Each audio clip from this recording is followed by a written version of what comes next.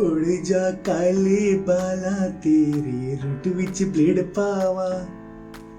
ओए कोई मुझे शेविंग करने से रोक नहीं सका। जब ये 20 ग्राम का रेजर बालों पे चलता है ना तो शेविंग करनी नहीं पड़ती, हो जाती है, समझे? चलो शेविंग चालू करो। अरे तो फिर करो ना।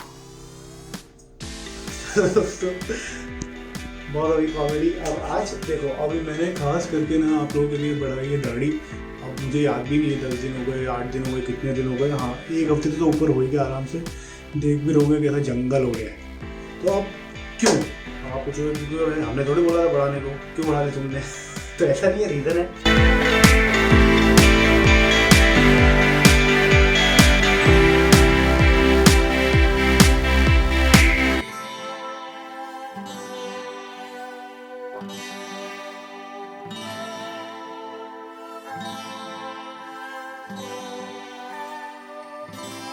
आज हम उस तरह से शेविंग करेंगे। ये सिंपल अपना सादा ब्रास का उस्तरा है, पीतल का। इसमें प्लेट लगाई हुई मैंने आरके स्टेनलेस।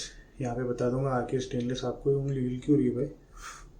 ठीक है, तो ये दोस्तों ऐसा है कि इसको थोड़ा सीखना तो पड़ता है। 1-2 बार की शेविंग में कट्स भी लगते हैं और थोड़ा टाइम भी लगता है। तो इसके लिए आपको स्किल लर्न करना पड़ेगा, आपको प्रैक्टिस करनी पड़ेगी और आपको थोड़ा पेशेंस भी रखना पड़ेगा।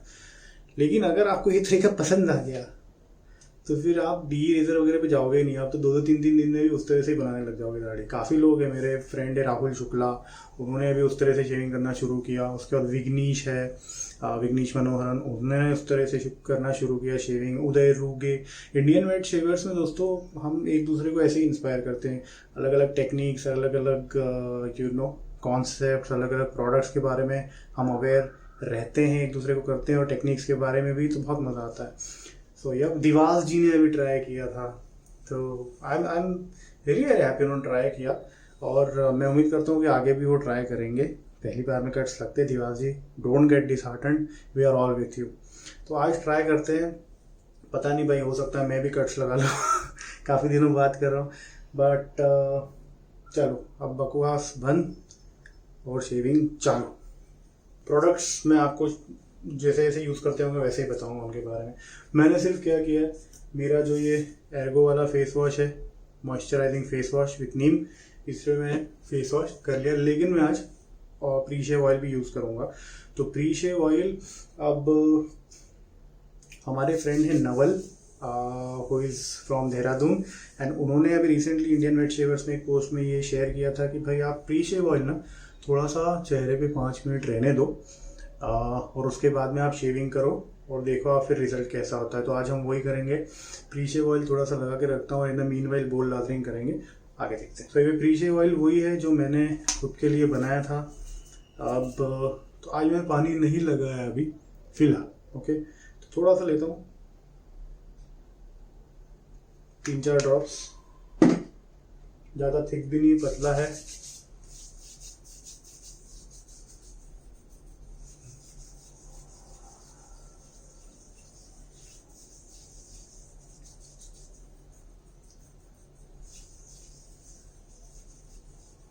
और मैं चाहता हूँ कि एब्जॉर्ब हो जाए थोड़ा स्किन में। क्या यार, मेरा प्री शेव ऑयल मुझे बहुत ऑफन यूज़ करना चाहिए, इतना बढ़िया एरोमा है, ज़बरदस्त यार।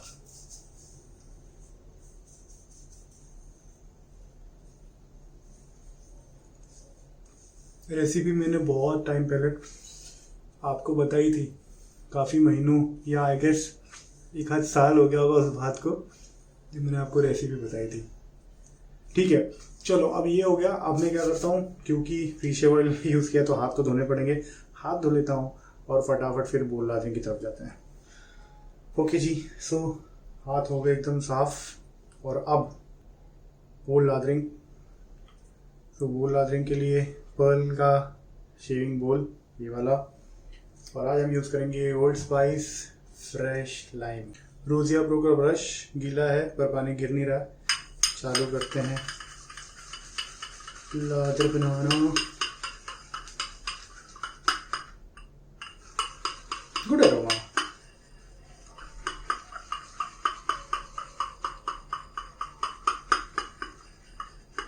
दोस्तों आगे आने वाले वीडियोस में बहुत सारे टेक्निक्स, टिप्स और ट्रिक्स के बारे में डिस्कस करने वाले हैं, बिल्कुल मिस मत करना। बहुत सारे प्रोडक्ट्स भी रिव्यू करने वाले हैं, डिफरेंट नए इंडियन और फॉरेन भी, और काफ़ी सारे नए पर्सपेक्टिव के बारे में भी हम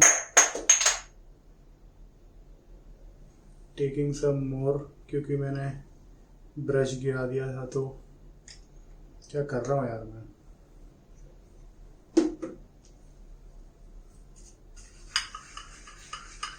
तो मैं कह रहा था कि बिल्कुल भी मिस मत करना आप वीडियो, क्योंकि काफ़ी सारी नई और इंटरेस्टिंग चीज़ें जो है हम डिस्कस करने वाले हैं। शेयरिंग भी करेंगे, रिव्यू भी करेंगे बहुत सारे प्रोडक्ट्स, और बहुत मज़ा आने वाला है।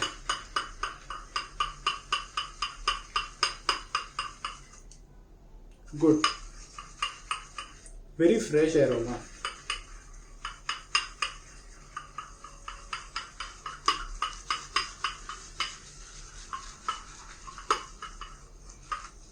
ये हो गया पेंटिंग मोशन।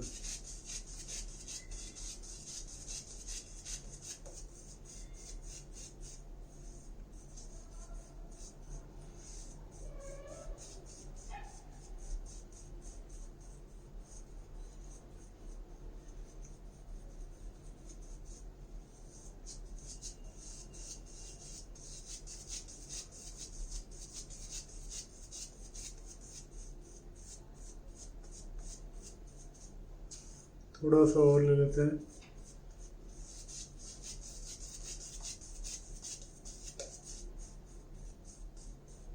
बहुत ठंडा लग रहा है यार पीछे ऑयल से। Very nice. सो ये हो गया। क्या करता हूँ, थोड़ा सा पानी लगा लेता हूँ बस चेहरे पे, और वो भी ब्रश से ही।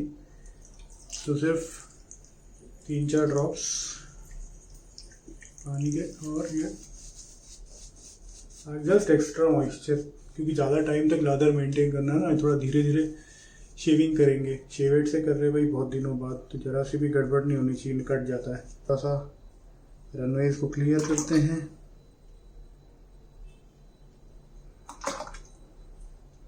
ठीक है जी।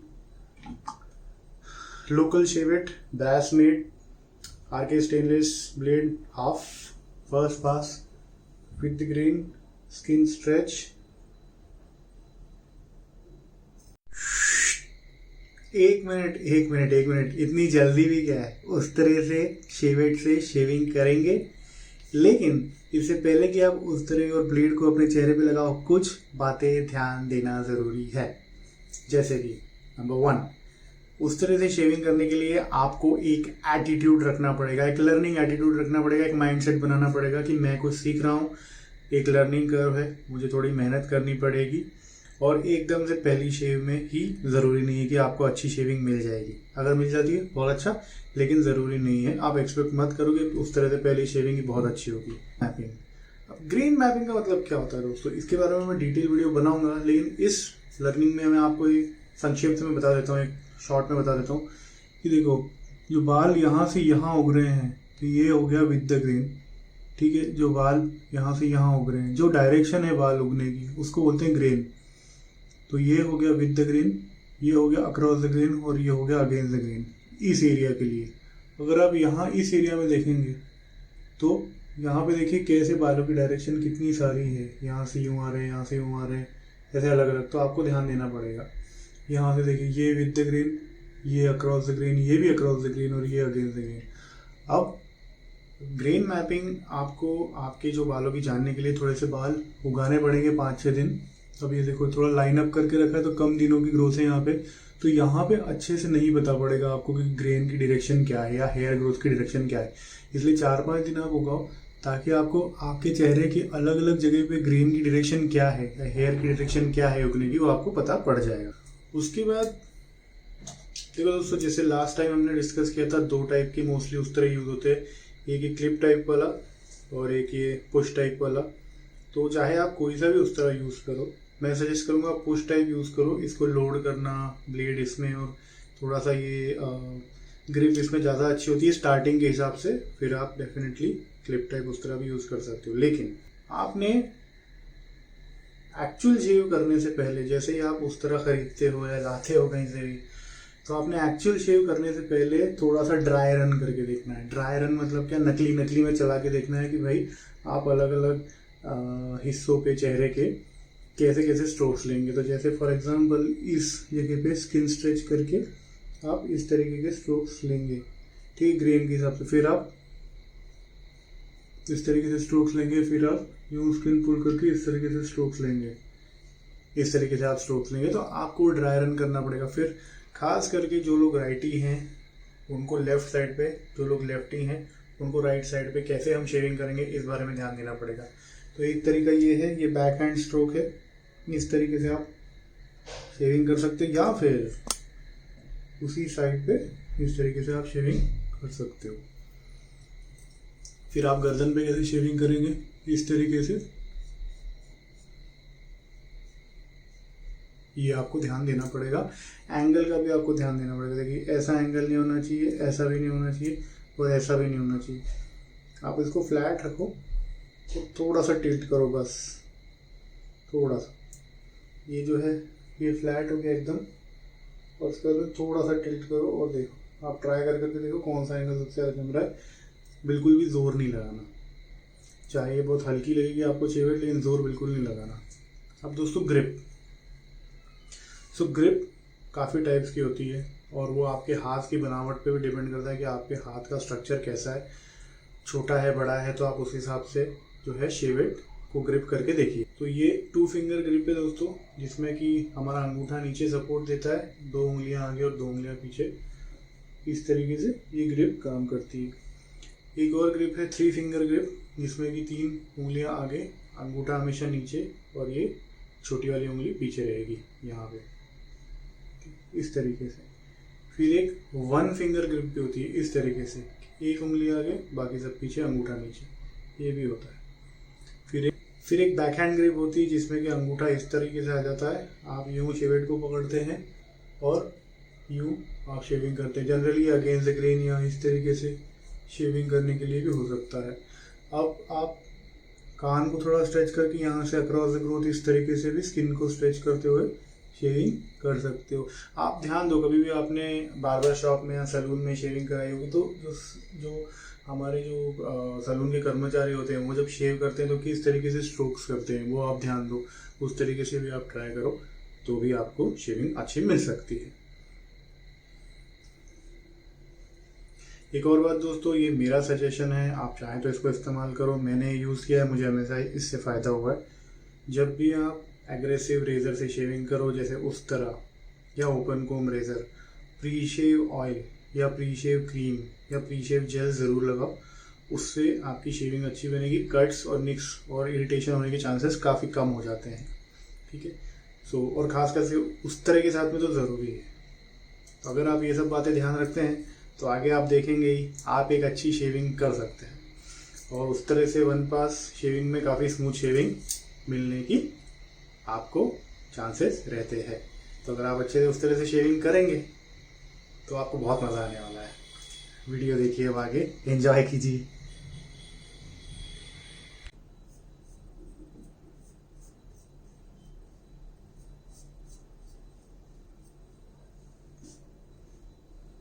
गुड।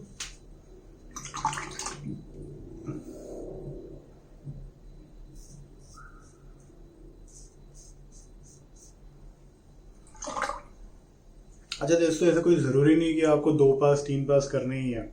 उसके लिए आप क्या कर सकते हो पता है क्या, यहाँ पे आप थोड़ा सा विद द ग्रेन करो, इस तरफ थोड़ा अक्रॉस द ग्रेन करो। नेक पे मैं सजेस्ट करूंगा, रिकमेंड करूंगा आप विद द ग्रेन ही करो, और सेम इस तरफ भी आप थोड़ा सा विद द ग्रेन, थोड़ा सा क्रॉस, और मुस्टैच में विद द ग्रेन, चिन पे भी with the grain, that's it. तो आपका फिर भी बहुत स्मूथ और बहुत 1 पास में इजीली शेव हो जाएगा। जो मैं बताता हूँ,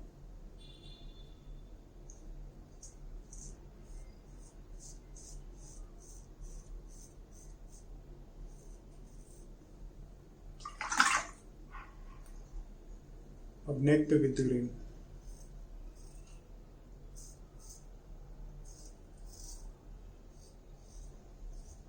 थोड़ा एंगल का भी ध्यान रखना, ज़्यादा ऐसा एंगल नहीं रखना, ऐसा एंगल रखना,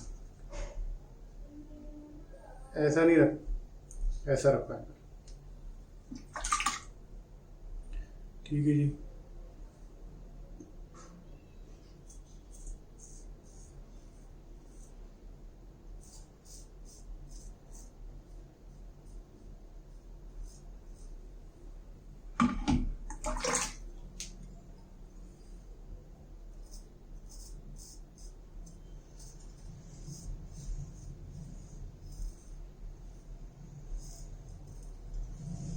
प्रेशर बिल्कुल नहीं लगाना, शेविंग करते टाइम जोर नहीं लगाना, आराम से करो।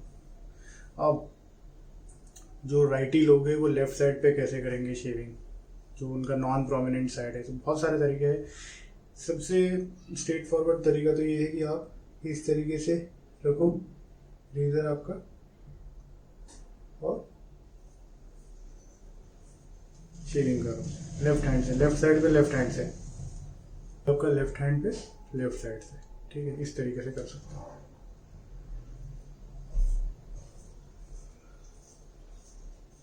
सिंपल। लेकिन आपको अगर लेफ्ट हैंड यूज नहीं करना तो फिर आप क्या कर सकते हो, तो फिर आप दो तरीके कर सकते हो। एक, आप राइट हैंड से ही इसको अक्रॉस द ग्रोथ डायरेक्टली ले सकते हो।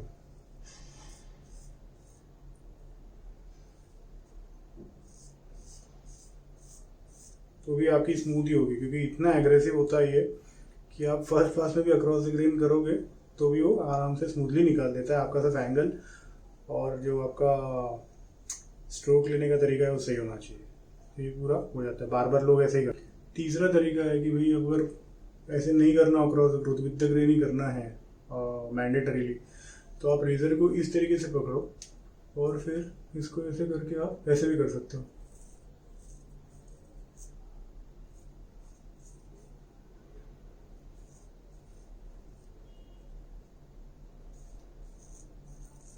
ये हो गया इस तरीके से। तीनों तरीके आपको पता है, आप तीन तो लेफ्ट साइड, जिन जो लेफ्टी लोग हैं उनको राइट साइड पे करने में दिक्कत होगा तो उनको ऑफ कोर्स वो मिरर इमेज समझ के वैसे एडजस्ट करना पड़ेगा। देखो ये क्रॉस द ग्रोथ ऐसे आएगा, सिंपल।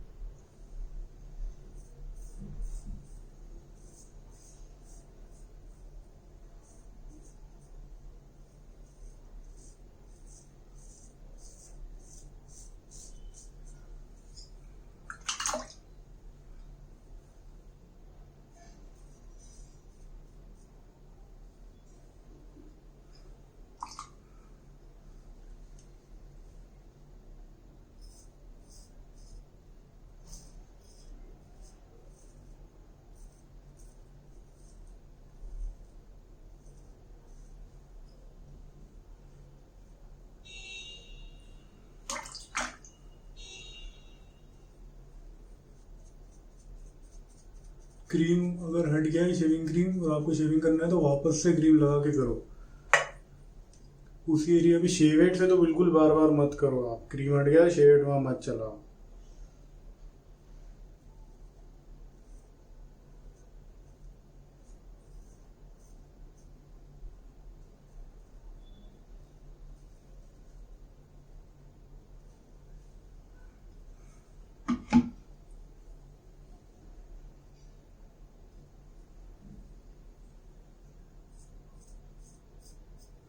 अगर आपको ऐसा लग रहा है कि शेविंग क्रीम थोड़ा सूख गया है तो बिल्कुल वापस से आप शेविंग क्रीम लगाने से हिचकिचाओ मत, बिंदास लगाओ।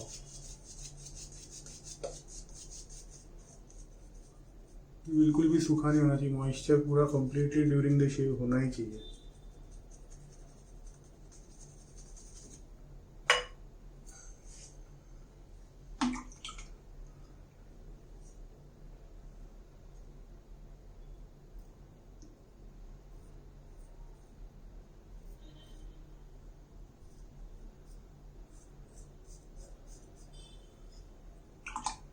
आज का जो वीडियो पूरा नहीं देखेंगे ना,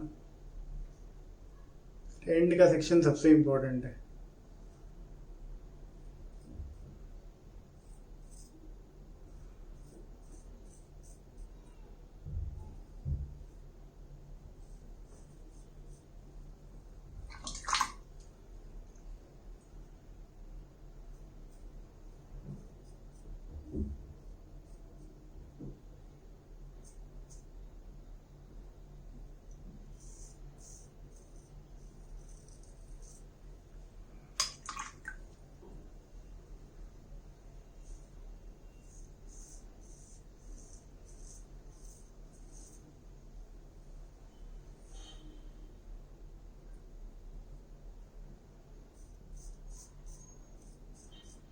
देखो दोस्तों स्किन, अभी यहाँ पे कितना डिफिकल्ट है शेविंग करना, अगर लेकिन आप स्किन स्ट्रेच करते हो ना सही तरीके से ऊपर की तरफ, तो वो बाल ऊपर आ जाते हैं, आप आराम से शेविंग कर सकते हो। देखो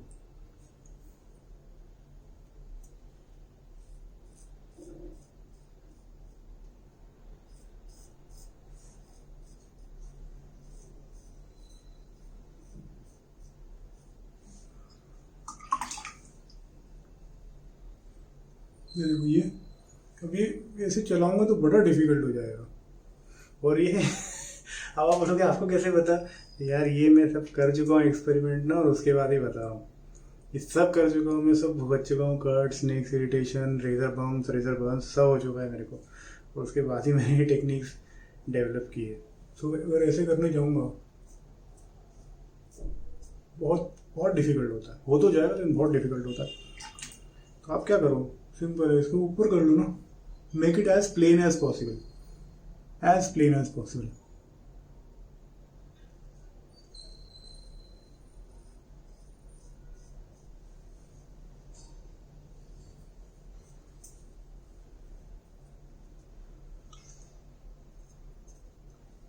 रॉन्ग, क्या रूल था अपना?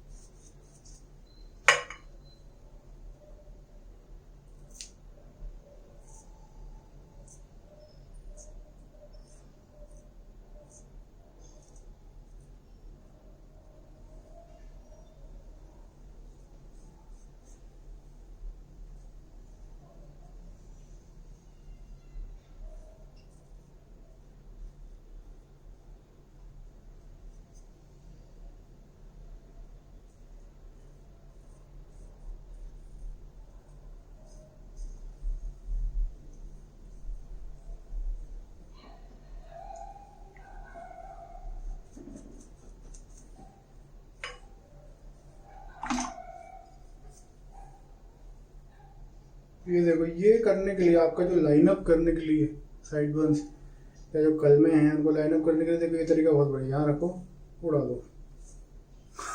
काम खत्म, सिंपल। बट जरूरत ही नहीं है यार, सेकंड थर्ड पास की जरूरत ही नहीं है, ये इतना एग्रेसिव पहली बार में ही स्मूथ हो गया सब, देख लो आप, कोई दिक्कत नहीं, नो प्रॉब्लम्स एट ऑल। कोई निक नहीं, कोई कट नहीं, कोई खून नहीं बहा। तो आप बोलोगे ऐसा कैसे हो गया भाई, शेवेट से शेव की और खून नहीं बहा?